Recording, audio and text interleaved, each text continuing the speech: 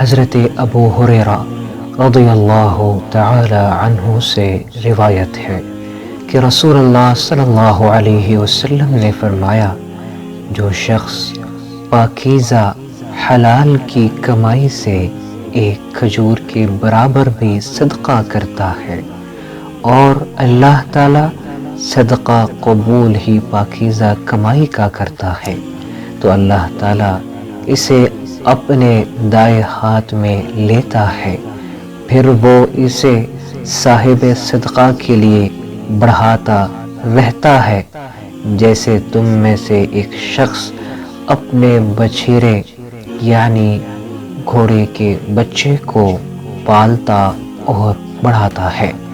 یہاں تک کہ وہ کھجور برابر صدقہ پہاڑ کی مثل ہو جاتا ہے۔ اس حدیث سے واضح ہے کہ حرام آمدنی سے